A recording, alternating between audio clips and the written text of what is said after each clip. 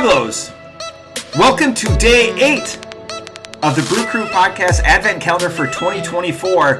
A scant 12 hours after we just got done doing that super episode of Goblin Mode, the four brothers, as Phil came up on the fly with a nickname for the four of us, accompanied by JT, Stev, Phil, and myself. And now we're going back to Third Eye. So we went Third Eye, Who Farted, Third Eye, the second Third Eye, and now Who Farted again for the mothership. Today we will be doing Third Eye Enlightenment, which comes in a shorty. And I apologize, I contradicted. Phil said we had 4 left. I said we had 3, but we do have 4 when I was checking the boxes and reloading my fridge. So apologies, Phil. Phil was right. That's towards the end of the podcast when we were kind of going over our thoughts as we were projecting for the latter 2/3 of the Advent calendar. So the interesting thing with this Third Eye Enlightenment is I can't find much information on their website, but their website did prompt me because Phil had talked about it at length about all of their stouts, and I went on to Untapped because this bottle is marked. It does say the date that was marked on, which is a month from today. But if you go, and I was going to try to do, I'll take you guys, we'll go with the crack, and then I brought Richard in for this one. Change the color up a little bit, so Richard with the crack. And it's, again, a wheat beer, and normally I say the ABV, but I'm gonna lead you guys down a path of journey, or a path of discovery that I went through. I do get the wheat. I don't get much of the orange, but that's a typical accompaniment in a wheat beer is orange. Think of like a Blue Moon.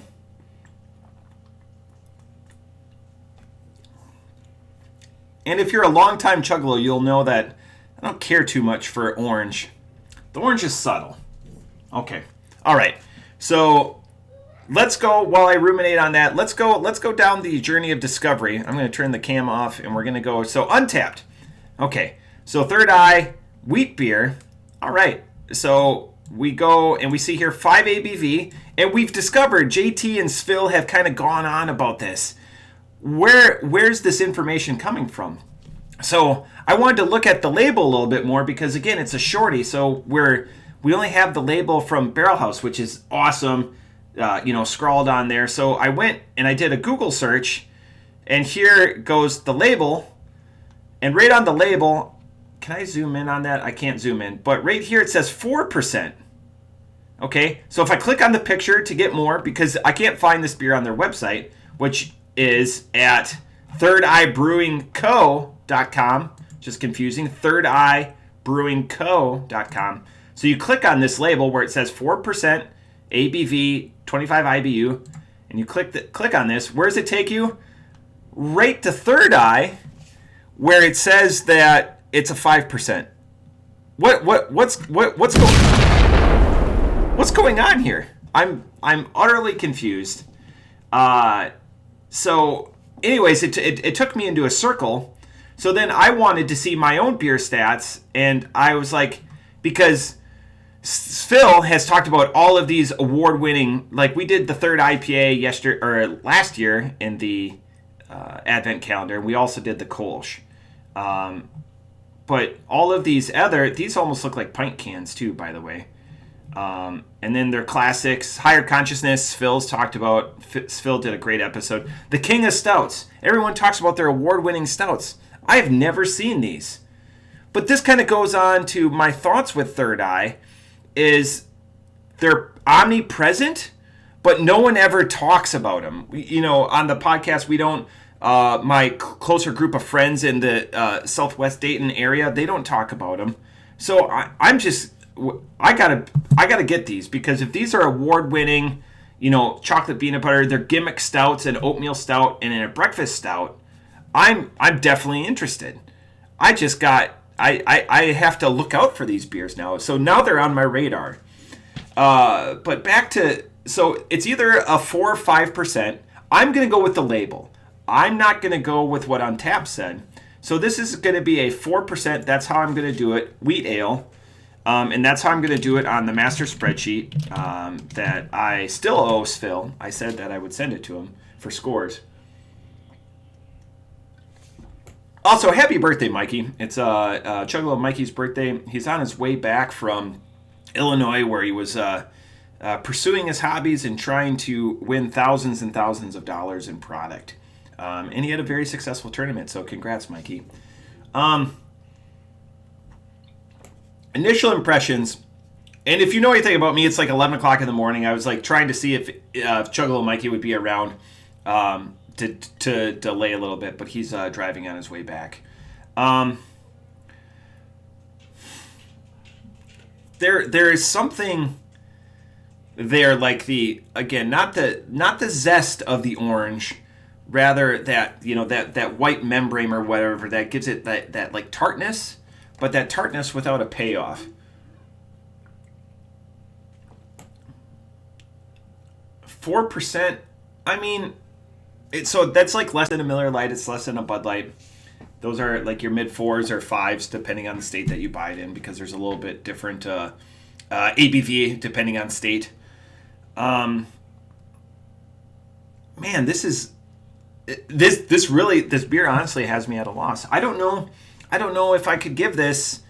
We were talking about earlier other beers that you could enjoy with other, like that amber ale, that North High stick. Like that's something I'd feel confident sharing. I don't know.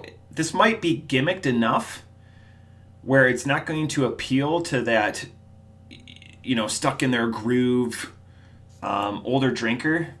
Or like, someone like Chuggalo Bobby or whatever that knows what they like. And you appreciate those individuals, sorry, Stacy, because they're easy to shop for, but they're also easy to prepare for, like when you're hosting individuals with just a much more discerning palate on what they like, what you would, pre-position for them to have in the house.